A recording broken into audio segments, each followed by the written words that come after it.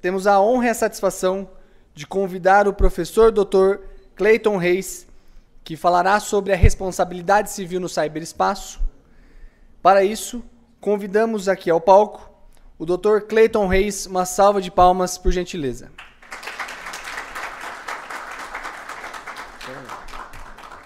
Clayton Reis é pós-doutor em Responsabilidade Civil pela Universidade de Lisboa, mestre e doutor em Direito das Relações Sociais pela Universidade Federal do Paraná, juiz dedicado por mais de 20 anos, aposentou-se do Tribunal de Justiça do Paraná em 1997. Foi professor da UEM e da UFPR. Atualmente dedica-se à advocacia e também à docência em cursos de graduação, pós-graduação e mestrado em variadas instituições de ensino. Possui diversos artigos e livros publicados, entre os quais o consagrado Dano Moral, pela Editora Forense. Membro da Academia Paranaense de Letras Jurídicas e do Instituto dos Advogados do Paraná, temos a honra de ter aqui, doutor, o palco é seu.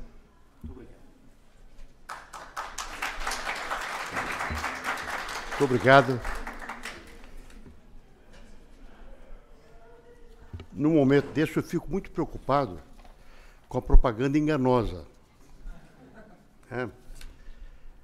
Mas eu queria, inicialmente, me dirigir, cumprimentar os ilustres magistrados, membros do Ministério Público, senhores advogados, professores, senhoras alunas do curso de Direito, estagiárias, senhoras e senhores. Quero inicialmente agradecer um honroso convite que recebi da doutora Gisele para estar presente nesta noite tão agradável e, ao mesmo tempo, cumprimentar também o doutor Geraldo pela recepção carinhosa, atenciosa com que fui objeto hoje, no dia de hoje. Vir a Londrina é praticamente estar numa região que me é muito querida, porque fui juiz toda a minha carreira, fui no Noroeste do Paraná. Comecei em Colorado, depois Mandaguaçu, Paranavaí, Maringá e, posteriormente, Curitiba, onde terminei a minha carreira no antigo Tribunal de Alçada como juiz de segundo grau. De maneira que a minha dedicação hoje é mais voltada à área acadêmica. Porque o direito realmente é muito empolgante, é uma disciplina, é um conteúdo, um conhecimento de grande relevância no mundo em conflito que nós estamos vivendo na atualidade. E a intervenção do direito, especialmente do Poder Judiciário, é de uma importância enorme para restabelecer o equilíbrio violado pelos litígios e pelos conflitos que se sucedem na sociedade moderna.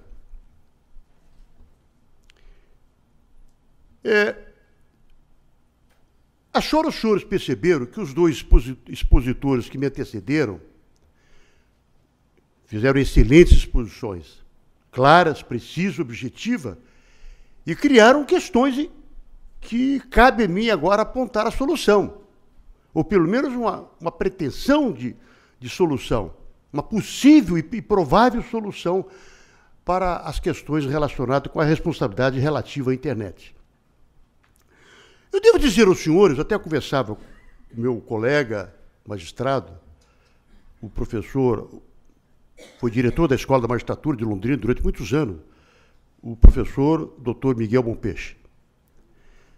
Eu diria que o Poder Judiciário não está preparado, tecnicamente preparado, para enfrentar as questões relacionadas com responsabilidade civil pelos crimes cometidos na internet. Tanto é verdade que os problemas se sucedem e vêm ocorrendo com muita frequência. E nós não temos também uma legislação eficiente, eficaz. A lei do Marco Civil não responde à magnitude do problema, embora apresente, em tese, uma solução. o STJ, que é um tribunal da cidadania, vem equacionando esses fatos todos para dar uma dimensão e ajustá-la à realidade da sociedade. Porque o juiz, de modo geral, eu sou de uma geração de juiz da máquina de escrever. Imagine as senhoras e os senhores que eu dava sentença com papel cópia, papel carbono, não era, doutor Miguel? Né? E quando você errava, você colocava o errorex para tentar corrigir a sentença. Para fazer, você citar uma jurisprudência, se tinha que ler a jurisprudência, copiar e colocar na máquina de escrever, o que é um absurdo. Então eu fui juiz nessa transição, quando eu passei da máquina IBM, uma máquina sofisticada na época, para os primeiros computadores que foram lançados no Brasil. Eu me recordo até de um fato, um colega juiz, eu estava em Maringá, e ele juiz em Curitiba, no Tribunal da Alçada. Ele falou assim: Cleiton, eu soube que você comprou um computador, você cedeu à mídia americana, a política e a influência da mídia americana, isso é um absurdo, você é um juiz tão independente, inteligente, como é que você vai ceder à mídia, a influência da mídia comercialista americana? Vejam, os senhores e as senhoras, que os juízes demoraram a aceitar a transição da máquina de escrever para o computador. Claro que essa inovação veio para ficar e se desenvolveu extraordinariamente. Em pouco tempo eu descobri a extraordinária capacidade daquele equipamento eletrônico, que na época era de 92 kbytes. Uma coisa ridícula. Hoje nós pensamos uma coisa realmente ridícula, né? Em razão dos sofisticados equipamentos que nós temos na atualidade. Então eu acho que o Poder Judiciário não está preparado para enfrentar a magnitude dos problemas que estão ocorrendo com a internet. Porque o Poder Judiciário, o juiz carece, numa situação dessa natureza, de um laudo pericial, de um laudo técnico. E quem é que está habilitado no Poder Judiciário para dar laudos técnicos dessa magnitude? Há algumas exceções, juízes que dominam amplamente a tecnologia da informática e computacional. São poucos os magistrados. A maioria se vê obrigada a fazer cursos de preparação, cursos de atualização, de manuseio, de manipulação dos novos equipamentos. Mas quando se fala em responsabilidade, eu devo dizer que os dois oradores brilhantes que me antecederam criaram um problema. Cabe a mim agora tentar equacioná-los, como eu disse. Nós temos que observar que, no campo da responsabilidade civil, o fundamento da responsabilidade civil é responsabilizar por perdas e danos quem, violando um direito, causou um dano a terceiro. A responsabilidade civil está atrelada a 3 fatores determinantes: a culpa, o nexo causal e o dano. Dentro desses preceitos, o juiz então vai verificar se houve o dano, material ou não material, se há um nexo causal e se há uma imputabilidade de culpabilidade. Observado que esses 3 requisitos foram cumpridos, foram observados, estão caracterizados, cabe ao juiz, então, estabelecer o quanto indenizatório. O quanto indenizatório tem que estar atrelado realmente à dimensão do dano, partindo de um princípio da restitutio íntegro, que significa da restituição da integralidade. Então, a vítima do prejuízo, do dano, terá que ser ampla e completamente ressarcido nas suas pretensões. E aí vem uma questão, já de início, muito importante. Quanto custa a violação da intimidade de uma pessoa? Qual é o précio doloris, o preço da dor? Como é que o juiz vai dimensionar a exposição, como foi dito aqui, da intimidade de uma pessoa pela internet? Sabidamente que aqui existe um fator preponderante. Qual é? A divulgação do fato. Isso é muito preocupante.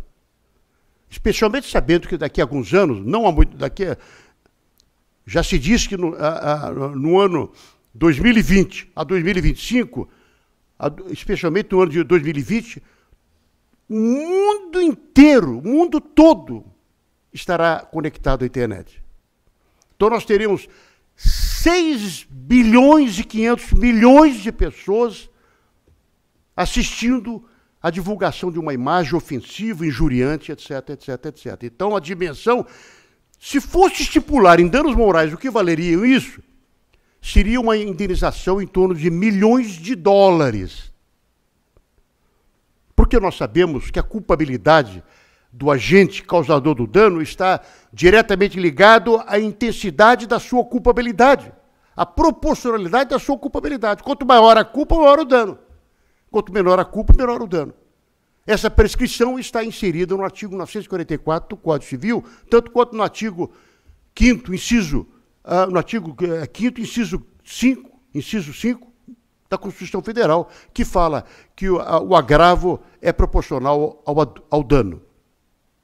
E o artigo 944, que fala que a indenização mede-se pela extensão do dano. Então, o problema inicial reside no dano.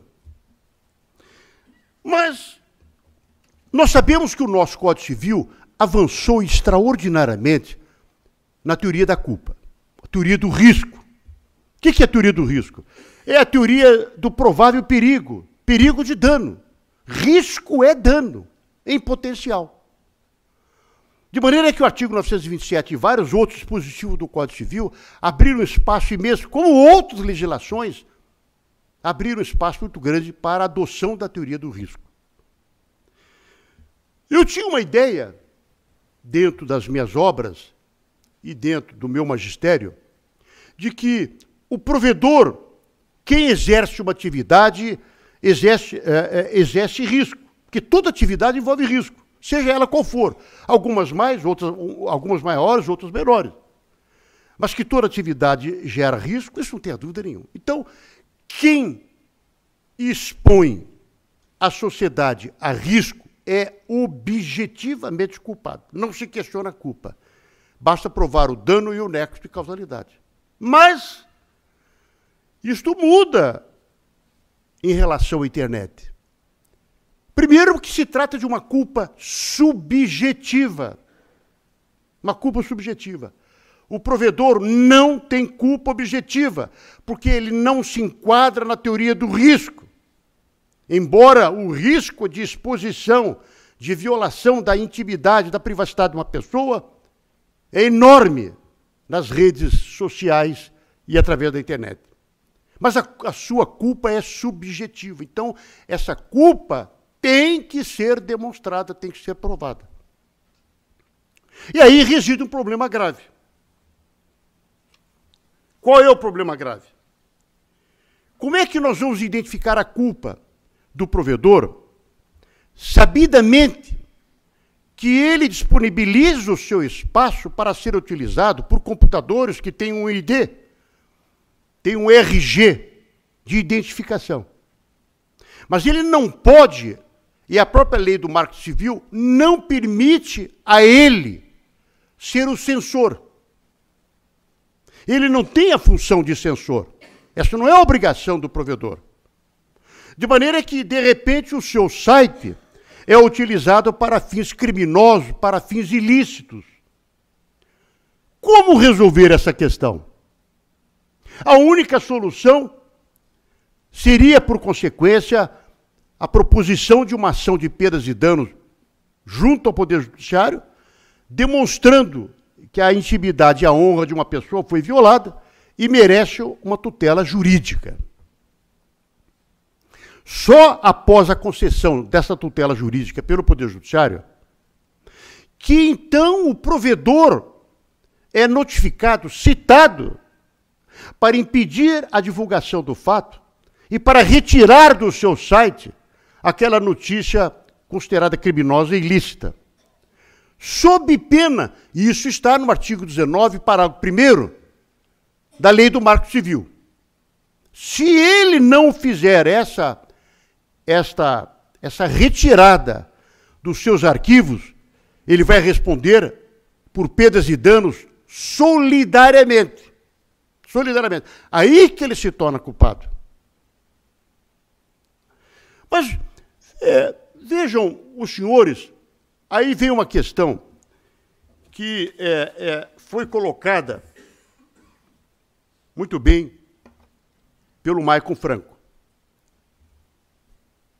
A questão da privacidade, a questão da intimidade da pessoa. Há um interesse social. Não. Embora faça alusão ao interesse social, mas existe um interesse que está acima da sociedade e acima do próprio governo, que é o princípio da dignidade da pessoa. O princípio da dignidade da pessoa, esculpido no artigo 1º, inciso 3º da nossa Constituição Federal, é um comando acima de qualquer outro comando. Tudo se justifica em defesa da dignidade da pessoa, mesmo o interesse social. Porque nós aprendemos na faculdade, no curso de Direito, de que o interesse social sobreleva o interesse individual. Não agora, quando estiver em jogo a dignidade da pessoa. De forma que a dignidade está acima de tudo, do próprio governo. Se o Poder Judiciário perceber que a dignidade está sendo objeto de uma atitude ilícita ou criminosa, ainda que haja o interesse do governo de que a imagem seja mantida, o Poder Judiciário vai determinar e o provedor terá que cumprir a retirada do ar dessa notícia falaciosa, essa notícia criminosa. Então vejam, senhores, que o STJ vem se posicionando da seguinte forma, até uma decisão que eu tive o cuidado de captar no STJ, que foi prolatada no dia 1º de agosto deste ano.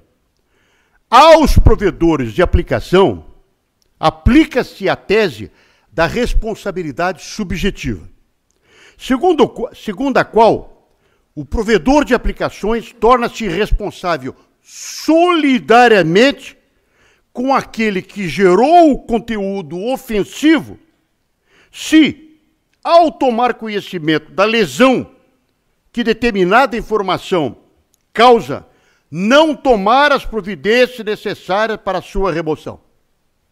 Então, o provedor que tem culpa subjetiva, que não tem função censora, o Poder Judiciário determinando, incontinente, imediatamente, ele tem que fazer todo o esforço para retirar do ar essa notícia ilícita e criminosa.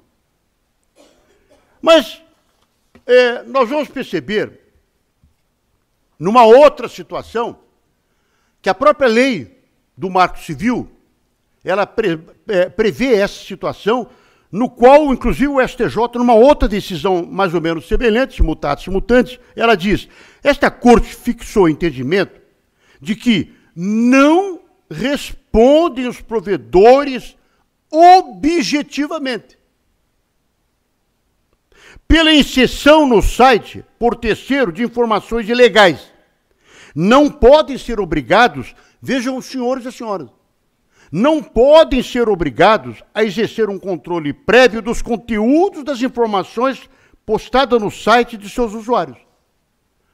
Devem, assim, que tiverem conhecimento inequívoco da existência de dados ilegais no site, removê-los imediatamente, sob pena de responderem pelos danos respectivos, né? Devem manter um sistema minimamente eficaz de identificação dos seus usuários, cuja efetividade será avaliada caso a caso. Uma outra decisão, inclusive, da ministra Nancy Andrighi, do STJ. Então, nós podemos observar que eu entendia que o provedor tinha uma culpa objetiva em razão da teoria do risco do empreendimento. Quem coloca, como acabei de afirmar, se propõe a exercer uma atividade na sociedade e sabe dos riscos e das consequências. Então é objetivamente culpado. Não nesse caso. Pela dificuldade, exatamente, de eles exercerem o papel de censor. E outra coisa, o papel do censor implicaria numa retirada ou não, numa não aceitação de uma notícia criminosa já de início, liminarmente. Ele não tem esse papel, não tem essa função. Mesmo porque isso esbarra com outro preceito constitucional fundamental, o direito à livre manifestação do pensamento. O direito à informação, que é um direito constitucional e é uma das regras pétreas, duras da nossa Constituição.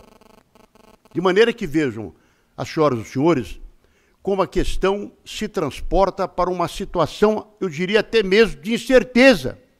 Agora, que todos cumpre ao provedor ter uma identificação de cada sistema que entra dentro do seu sistema, isso é uma questão indiscutível dele. Isso é uma obrigação. Essa obrigação pode exercer responsabilidade se o provedor não fizer uma fiscalização de que quem entra no seu site está identificado, tem uma identificação, ele pode localizar o computador. Tanto é verdade que no caso de uma lesão, nessas situações, a justiça tem que ter a indicação correta e absolutamente precisa da fonte de origem, que foi geradora do fato ofensivo. Tá certo? Isso será importante. Porque o provedor, por sua vez, só poderá remover se tiver uma identificação perfeita da origem do sistema que deu causa à notícia falaciosa, criminosa, ilícita e assim por adiante. A partir daí, então, o Poder Judiciário vai estabelecer os procedimentos danosos, as perdas e danos, desde que sejam provadas que houve um prejuízo, como, por exemplo, lucro cessante. A pessoa deixou de realizar, por exemplo, um negócio jurídico de alta importância, de alto valor, porque houve uma notícia falaciosa, inverídica, dando uma atribuição criminosa àquela pessoa que estaria eventualmente participando de uma relação contratual. Então, com isso, o contratante se exonerou de concluir a relação obrigacional em consequência das informações negativas sobre a pessoa com a qual ela estava contratando. Bom, isso significa uma perda de dano muito grande, especialmente se a notícia for mentirosa, for falsa, for inverídica. Agora, os lucros, o lucro cessante, o que a pessoa deixou de ganhar, também haverá de ser feita uma prova. Não só do que efetivamente perdeu, os danos emergentes, tanto quanto aquilo que deixou de ganhar, ou, segundo a dicção do artigo 403 do Código Civil, aquilo que razoavelmente deixou de lucrar. Então vejam que nós estamos diante de uma questão que envolve procedimentos os mais diversos, tá certo? Mas que estão merecendo a atenção do Poder Judiciário. Mas eu repito, o Poder Judiciário não tem instrumentalidade adequada, seja legislativa ou seja operacional, com técnicos que efetivamente conheçam toda a estrutura do sistema. E hoje nós sabemos que a multiplicação de redes sociais está cada vez maior. Nós pertencemos a inúmeras redes sociais e sabemos realmente a importância e do significado dessas redes para a sociedade, não só a sociedade comercial em particular, mas também a sociedade física e jurídica. Veja uma outra questão. Eu poderia estar falando aqui a noite inteira sobre esse palpitante tema, instigante tema, que envolve uma série de reflexões, uma série de análises. Mas vejamos uma outra questão que tem sido objeto de muito questionamento. O direito ao esquecimento. Como é que os tribunais têm encarado essa situação? O que é, na verdade, o direito ao esquecimento? Recentemente, questão de uns 2 anos atrás, o Tribunal Europeu decidiu uma questão de um advogado profissional liberal na Espanha, que há muitos anos atrás teve a sua casa leiloada no leilão judicial pelo não pagamento de dívidas. Então a notícia foi divulgada pela internet e ficou a imagem de mal pagador, de devedor contumaz, não cumpridor das suas obrigações. E essa imagem vinha perseguindo esse advogado durante muito tempo. Até que ele entrou com uma medida judicial pedindo que isso fosse apagado, esse arquivo fosse retirado do Google e dos demais provedores. E o tribunal deu pleno ganho de causa a esse advogado. De maneira que foi apagado essa sua imagem. Então, o direito ao esquecimento são fatos que nós cometemos em épocas passadas. Vamos imaginar, por exemplo, alguém foi preso numa operação da Polícia Federal, e nós somos testemunhas pela mídia desses fatos que vêm ocorrendo quase que diariamente no Brasil, através da Operação Lava Jato e outras operações que estão sendo realizadas. Você foi indiciado num inquérito. Esse inquérito foi arquivado. Mas restou a imagem, você foi preso pela Polícia Federal. Você ficou durante dias, meses encarcerado. Só que você não foi condenado. Ou o inquérito foi arquivado, ou a ação criminal foi julgada improcedente, por circunstâncias diversas. E como é que fica essa imagem? Houve um determinado político que falava que iria entrar com uma ação por danos morais contra a União, porque ele foi preso numa operação da Polícia Federal e solto 3 dias depois, tá certo? Sobre a pecha de inocência. Na verdade, nós sabemos perfeitamente que há um preceito, um princípio constitucional da inocência constitucional. Ninguém será considerado culpado senão através de uma sentença condenatória transitada e julgada. Ainda que você tenha sido condenado numa sentença, como aconteceu com o ex-presidente há pouco tempo pelo juiz Sérgio Moro, com 115 laudas da sua sentença, ele está condenado. Mas não é culpado ainda, porque não transitou julgado a sua sentença. Está em grau recursal. De maneira que, partindo desse princípio, você não pode ficar sobre a pecha, né, de ser considerado uma pessoa provavelmente criminosa em razão de uma operação realizada pela autoridade policial para obtenção de dados mais precisos e proceder a uma investigação criminal mais adequada com a prisão do indiciado. Vamos observar como é que o STJ tem trabalhado essa questão, que me parece realmente muito importante na atualidade. Ora, também eu tive o cuidado de fazer uma pesquisa, porque o tema realmente suscita muita discussão. Numa decisão prolatada não há um tempo atrás pelo ministro Sidney Bennett, do STJ, ele fala: o relator, ministro Sidney Bennett, em decisão monocrática, negou o seguimento ao recurso, citou procedentes da Corte, nos quais está claro que o provedor não responde objetivamente pelo conteúdo inserido pelo usuário em sítio eletrônico, por não se tratar de risco inerente à atividade. Está obrigado, no entanto, a retirar imediatamente o conteúdo moralmente ofensivo, sob pena de responder solidariamente, conforme nós observamos, né?